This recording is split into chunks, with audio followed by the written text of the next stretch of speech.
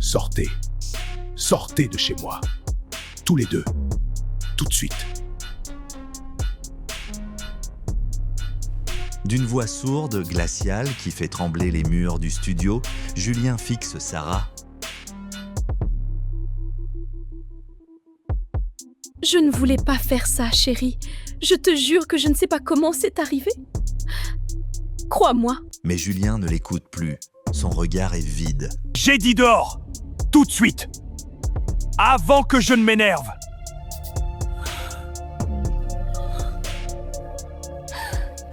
Et donc, il les regarde rassembler leurs affaires et franchir le seuil, refermant la porte sur les débris de son cœur. La trahison est le seul crime qui ne laisse aucune trace de sang, mais qui tue tout à l'intérieur. Seul, sans job et avec le cœur en miettes, Julien doit maintenant faire face à la préfecture. Comment remboursera-t-il sa banque? Et que deviendra Pascal, son frère qui vient de recevoir son visa? On dit que le sacrifice est le langage de l'amour. Mais quand le sacrifice devient un mensonge, que reste-t-il de la fraternité? Julien a porté le monde sur ses épaules. Aujourd'hui, le monde est prêt à l'écraser. Sarah est partie avec Franck, laissant derrière elle un appartement vide et un silence de plomb.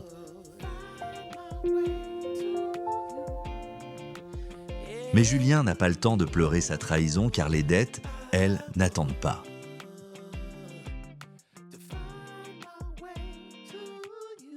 Et donc, dès le lendemain, il se remet en mode survie.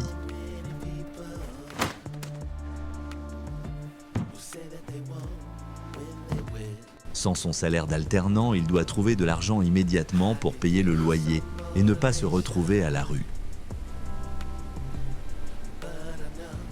Il accepte les travaux que personne ne veut. Il devient livreur de repas à vélo la nuit, sous la pluie et le gel. Et nettoie des bureaux d'entreprise à l'aube, avant l'arrivée des salariés.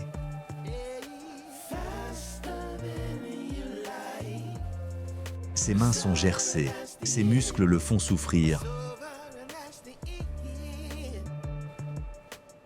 Mais il avance comme un automate.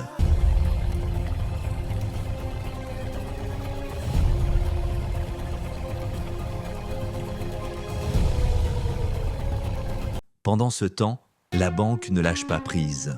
Le remboursement du prêt étudiant contracté au pays a commencé et les mensualités tombent chaque mois.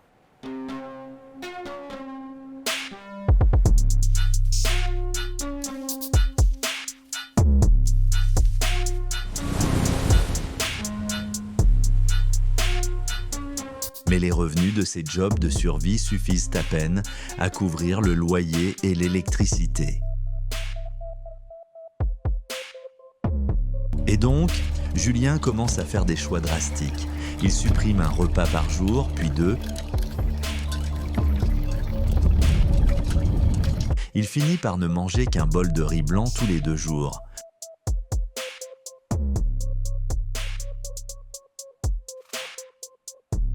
Son corps s'affaiblit, il perd du poids à vue d'œil, mais son esprit reste tendu vers un seul objectif. Une seule date gravée dans son calendrier, l'arrivée de son petit frère Pascal en France.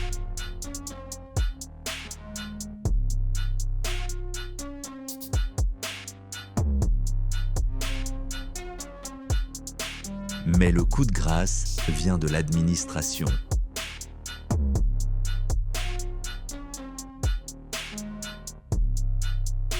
Le moment est venu de renouveler son titre de séjour à la préfecture.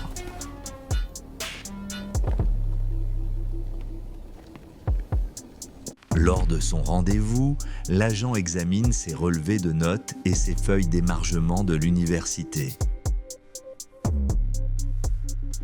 Et donc, la sentence administrative tombe, froide et définitive. Monsieur, vous avez trop d'absences injustifiées ce semestre. L'État français n'accorde pas de visa pour travailler à plein temps au détriment des études. Julien tente d'expliquer qu'il a dû travailler pour ne pas mourir de faim après la perte de son alternance et qu'il a été exploité. C'est vrai, madame. Mais après la perte de mon alternance, j'ai dû travailler pour ne pas mourir de faim et payer mon loyer. Je suis désolée pour vous, mais vous avez enfreint les règles. Mais l'administration ne connaît pas les larmes.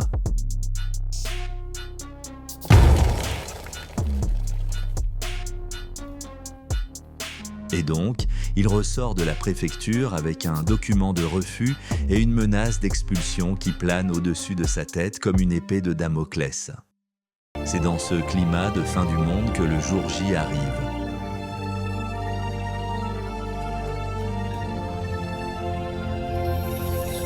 Julien est debout à l'aéroport, dissimulant sa misère sous une vieille veste propre.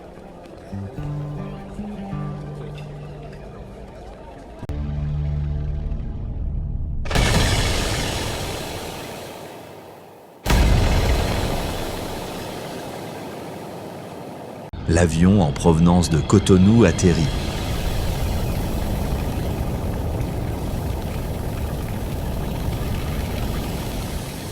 Mais quand Pascal franchit les portes de la douane, rayonnant de joie, fier de son nouveau visa étudiant, il ne voit pas la détresse de son grand frère.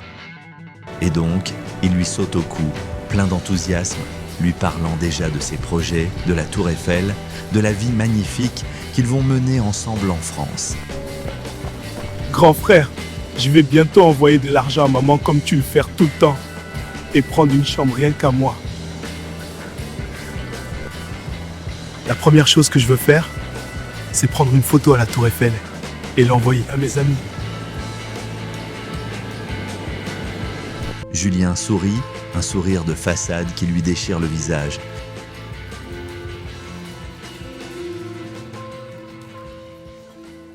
Il voit le rêve que je lui ai vendu pendant des années. Mais il ne sait pas que ce rêve a été payé avec mon sang, mes larmes et ma faim.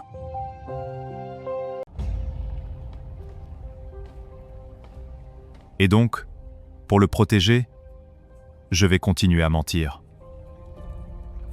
Ils arrivent enfin dans le petit studio.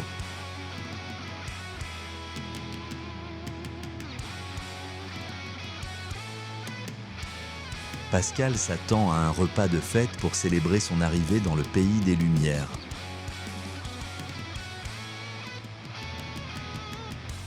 Mais sur la table basse, il n'y a qu'un unique bol de riz nature et 2 cuillères.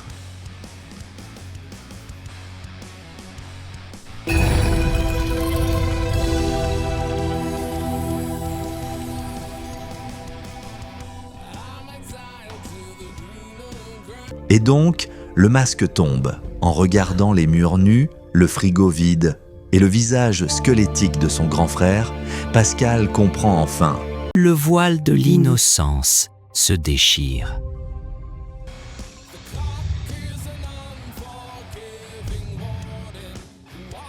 Il réalise que les chaussures à la mode, l'argent du visa, tout cela venait de la chair et du sacrifice de Julien.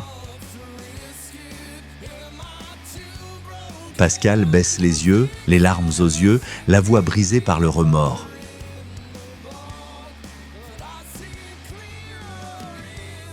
Grand frère, pourquoi tu ne m'as rien dit? Pourquoi tu as souffert tout seul?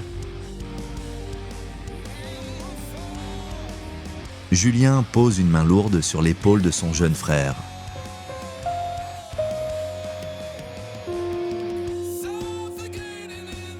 Parce que tu es mon frère, Pascal. Et ma seule réussite dans ce pays, c'est que tu sois assis ici aujourd'hui. Son regard est fatigué, mais il y a dedans une étincelle de fierté que rien ni personne ne pourra jamais éteindre.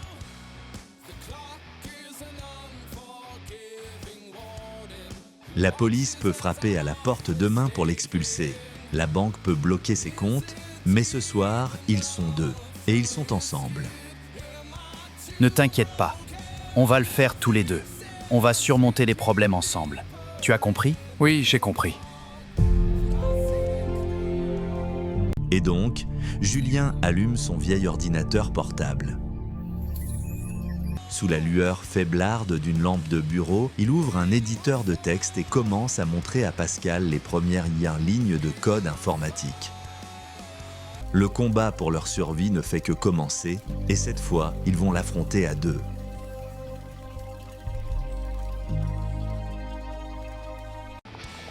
On ne meurt pas de faim quand on a une raison de se battre. Julien n'est plus seulement un étudiant. Il est un rempart. Son histoire n'est pas celle d'une défaite, mais celle d'une résilience.